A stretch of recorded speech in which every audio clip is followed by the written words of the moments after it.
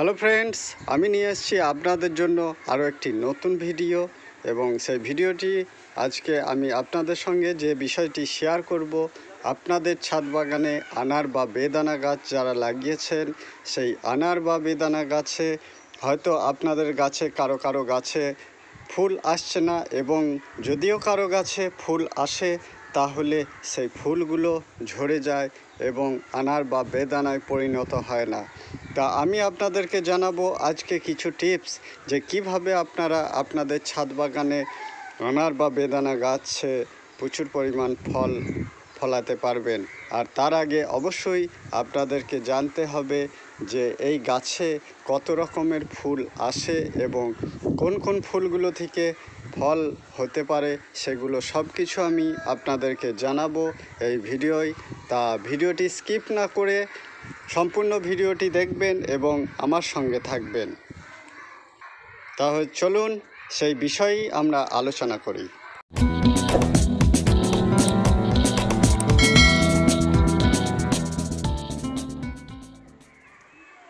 তা ফ্রেন্ডস, আমার ছাদ বাগানে দেখছেন আপনারা একটি আনার গাছ বা বেদানা যেটাকে আমরা বলি, সেই আনার বা বেদানা গাছটি দেখুন কত সুন্দর গ্রোথ নিয়েছে এবং নতুন ডালের আবির্ভাব হচ্ছে গাছটি আরও ঝাঁকড়া হওয়ার জন্য। আর আমি কিছুদিন আগে কাটিং করে দিয়েছিলাম এই গাছটির কিছু ডালপালা, তার ফলে গাছটি সুন্দরভাবে দাঁড়িয়ে রয়েছে আমাদের চোখের সামনে এবং কত ফুল এসছে গাছটির মধ্যে আপনারা দেখুন। এই গাছটির আগেও আমি একটি ভিডিও দিয়েছিলাম যে এই গাছটির পরিচর্যা সম্বন্ধে। এখন আজকে আমি আপনাদেরকে ফলে কনভার্ট হওয়ার ব্যাপারটা নিয়ে আলোচনা করব।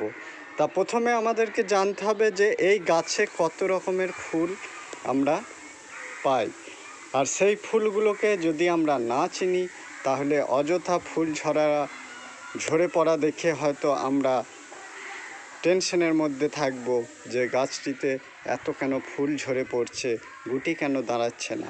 তা সে কারণেই আমি আপনাদেরকে চেনাবো যে কোন ফুলটিকে কী রকম দেখতে হয় এবং সেই ফুলটি ফলে পরিণত হবে কি না। তা দেখুন, এখানে কিছু ফুলের গুটি আপনাদের দেখাচ্ছি। এই গুটিগুলো কিন্তু সবই পুরুষ ফুলের গুটি। এর দেখুন পিছনের শেপটা যদি দেখেন ছোট আকার এবং সামনের আকারটি বড় আকারের গোলাকার আকৃতির হয়ে থাকে এবং এগুলি শর্ট সাইজ অর্থাৎ ছোট সাইজ হয়ে থাকে। আর এখানে অলরেডি একটি ফুল ফুটে রয়েছে। এটা দেখুন যে পিছনটি কিন্তু কোনো গোলাকার আকৃতি নেই, পিছনটা ছোট সামনেটা বড় এবং এটি সামনের দিকটায় বড়ভাবে ফুটতে শুরু করেছে। এখানে যে তিনটি ফুল রয়েছে এই তিনটি ফুলই পুরুষ ফুল। আর একটি ফুল আমি আপনাদেরকে দেখাবো যেটা আপনারা দেখলে হয়তো বুঝতে পারবেন যে এখানে স্ত্রী ফুল কোনটিকে বলে। এখানে আপনাদেরকে আমি দুটো ফুল দেখাচ্ছি। দেখুন ওই সাইডের ফুলটি দেখুন যে পিছন দিকটা ছোচালো আকৃতির, আর এই ফুলটার মধ্যে দেখুন যে এর পিছনটা একটু মোটা এবং হালকা দুভাগ দেখা যাচ্ছে, সামনে ফুলটা ফুটতে শুরু করছে। এই ফুলটিকে বলা হয় উভয় লিঙ্গ ফুল, অর্থাৎ এই ফুলের মধ্যে স্ত্রী এবং পুরুষ দুটো অংশই বর্তমান থাকে। এই ফুল থেকে ফলে কনভার্ট হওয়া সম্ভব। আরও একটি ফুল আমি আপনাদেরকে দেখাচ্ছি, যে ফুলটি হচ্ছে স্ত্রী ফুল। এইখানে আপনারা লক্ষ্য করলে বুঝতে পারবেন যে ক্যাপসুল আকৃতির মাঝখানে কিন্তু দুভাগ রয়েছে এবং পরিপূর্ণভাবে আমরা বুঝতে পারছি যে দুটি খণ্ডে। এর পিছনের অংশটা হচ্ছে মোটা এবং মাঝখানে গ্যাপ দিয়ে সামনের অংশটাও মোটা। এই ফুলটি হচ্ছে স্ত্রী ফুল। এই ফুল থেকেও আমরা ফল পেতে পারি, যদিও এটি যদি পরাগ সংযোগ হয় তবেই আমরা ফল পাব। কারণ আমাদের ছাদ বাগানে প্রজাপতি মৌমাছির দ্বারা আমাদের পরাগ সংযোগ হয়। এবং যদি আমাদের ছাদ বাগানে প্রজাপতি এবং মৌমাছি খুব কম পরিমাণ থাকে, তাহলে আমাদেরকে এই রকম পুরুষ ফুল থেকে পরাগ নিয়ে ওই রকম স্ত্রী ফুলের মধ্যে পরাগ সংযোগ করলে আমরা ফল পেতে পারবো। তা অলরেডি আমি আপনাদেরকে দেখাচ্ছি, আমি এখানে আমার কিছু হ্যান্ড পলিনেশন করেছিলাম এবং কিছু মৌমাছির দ্বারাও আমার ফলে কনভার্ট হয়েছে। আপনারা হয়তো দেখলে বুঝতে পারবেন। দেখুন, এখানে একটি ফল কিন্তু অলরেডি গঠিত হয়ে গেছে। আরও যদি দেখেন, এখানে দুটি ফল কিন্তু ফলে কনভার্ট অলরেডি হয়ে গেছে এবং ফল দুটি যথেষ্ট পরিমাণ বেড়ে উঠছে আস্তে আস্তে। আর এই যে একটি স্ত্রী ফুল এখানে রয়েছে, এই স্ত্রী ফুলটাও আমি পরাগ সংযোগ করেছি, তা আশা করি এটাও আমি ফল পাবো। আর তাছাড়া আরও দেখুন, এখানে ফুল আবার নতুন করে, এটিও একটি উভয়লিঙ্গ ফুল, যেটা থেকে আমি ফল পেতে পারবো। এবং গাছে আরও বিভিন্ন জায়গায় বিভিন্ন ফুল বের হচ্ছে। এখানেও যদি আপনারা দেখেন, তা এখানেও দেখতে পাবেন যে এই দুটো স্ত্রী কিংবা উভয়লিঙ্গ হবে আশা করি। এটা থেকেও আমি ফল পেতে পারি। আর যদি আপনাদের গাছে এরকম পুরুষ ফুল থাকে, এই পুরুষ ফুলগুলো ফোটার পর স্বাভাবিক নিয়মেও গাছের মধ্যে থেকে ঝরে পড়বে, তার জন্য কোনো টেনশন করার দরকার নাই। আপনারা দেখছেন হয়তো আমার অলরেডি ঝরে পড়ে রয়েছে এবং এদিকেও যদি আপনারা খেয়াল দেখুন, মেঝেতে অলরেডি পুরুষ ফুল ঝরে পড়ে রয়েছে।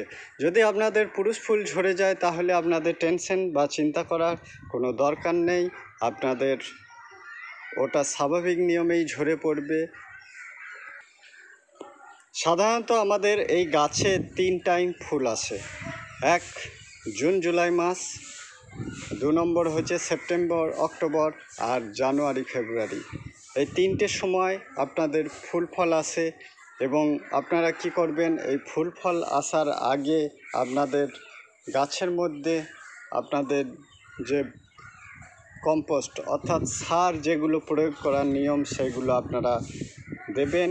এবং যখন ফুল আসা শুরু হবে, তখন ওই সারগুলো নিয়ে বা ওই কম্পোস্টগুলো গাছ গ্রহণ করে সাধারণত গাছ খুবই সুন্দরভাবে তার ফুল ফল ফলাতে পারবে।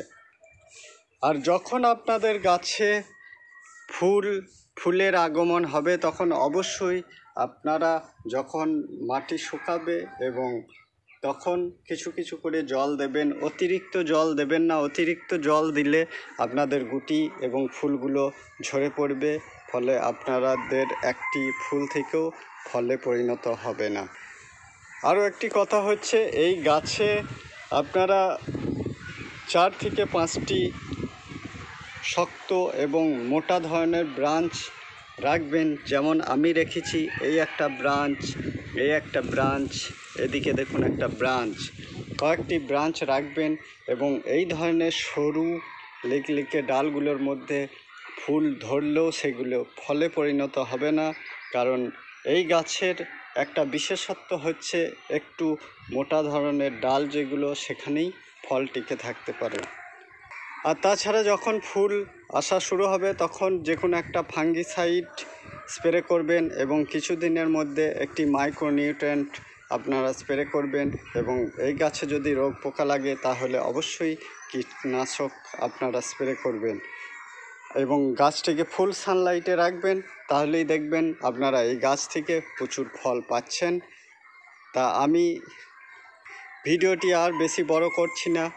এই সকল পরিচর্যাগুলো যদি আপনারা করেন, তা আপনারাও আমার মতো আপনাদের ছাদ বাগানে প্রচুর আনার বা বেদানা ফলাতে পারবেন। তা এই পর্যন্তই আমি শেষ করছি। ধন্যবাদ।